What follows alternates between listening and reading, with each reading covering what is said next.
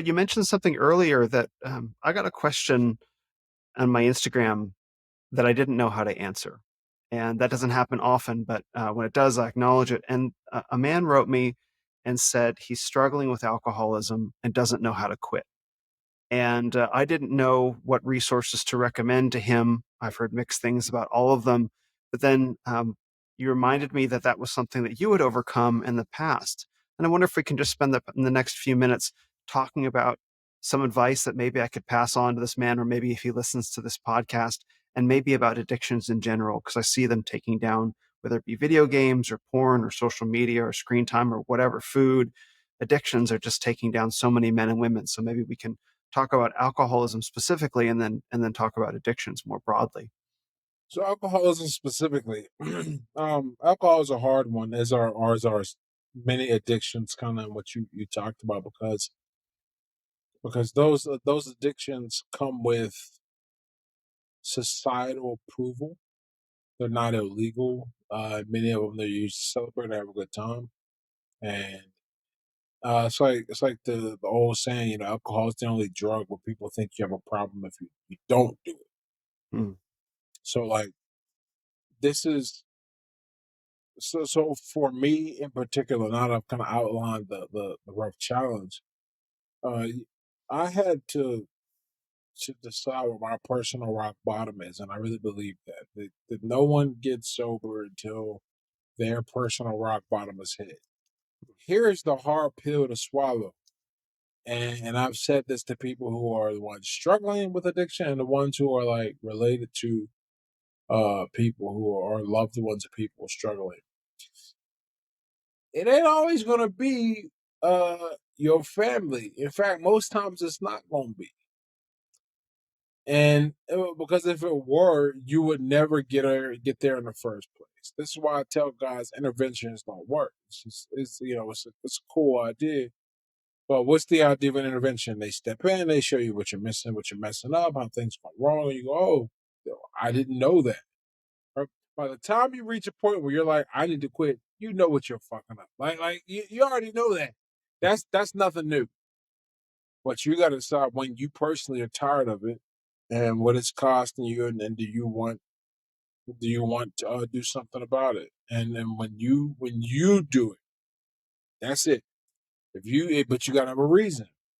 For me, one of the reasons I tried many times before, it took me having a bunch of stuff that I cared about losing, because I realized one of the things that I didn't really care if I lost anything. And then I had all this stuff where I felt like that all of a sudden I was like, okay, let's get this under control. But that was my rock bottom. I was terrified of messing things up and losing things. As for other addictions in general, the societal ones, they kind of fall under the same umbrella. But what I would say is, unlike porn, video games, unlike alcohol has this real danger component, either for yourself or others, depending on how much you drink. Uh, you can jerk off to the cows come home, and like you're not going to get into a DJI, driving while jerking or something like that. It's just not DWJ. It's not going to happen. At least I hope it never happens, because that's an awful one to explain. Yeah. Uh, so what you end up having to do in this case is you gotta decide what you're losing, and hopefully that's worth giving this up. And then that's like the meta idea. There, the individual tactics for this, those vary, of course, but the big overarching idea is develop or discovering some place of rock bottom for your personal life or whatever is important to you. It might not even gotta be personal life, man. Some cats, it's all good till their money start getting messed with. And they're like, whoa, or something like that. It's all good. Um, they'll fuck over a girlfriend and cheat on her, but as soon as like one of the homies say something, that's it. Like whatever it is, you got to find it out. You got to find out what your problem is. It took me a while, but find out what that is. And look, because and you know what it is. It's the thing that made you say, "I want to stop drinking, but don't know how to." That's the thing right there. Hmm.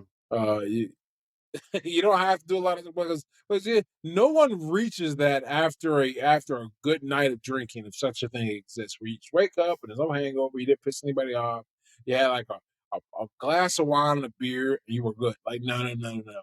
And no one even really reaches that seriously after a hangover. They're just kind of pain. They said or did something. I've heard about it repeatedly, and now they know what's up. So he wouldn't have reached out in the first place if something hadn't happened to make him ask that question.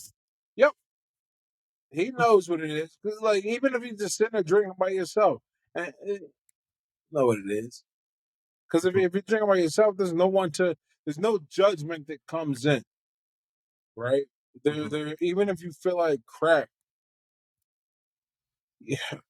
I'm trying to think. I just haven't seen that where it's just somebody drinking alone. And they're like, I need to get this together. Like, I'm Mhm. not saying that it's not the case, but I'm not saying it can't happen. I'm saying it rarely happens. Got it. So it's not that he just had a moment of clarity. He's like, "Wow, I really need to quit drinking." It's more like there was some actual consequence in his life that he experienced that sort of was like an alarm clock or an attempt at a wake up call. Yeah. Okay. And would that apply? And that applies also to the other addictions we were talking about, porn, video games, same Oh kind of yeah. thing. You got to hit rock bottom in some sense. Oh yeah. Absolutely. Yeah. You gotta.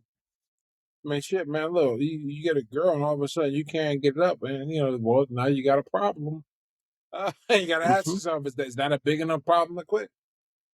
Problem with porn, man. Porn is just a weird animal because uh, legal, not chronic, not acutely harmful, debatable if chronically harmful. Certainly produces um, undesirable physiological effects if done to excess over time.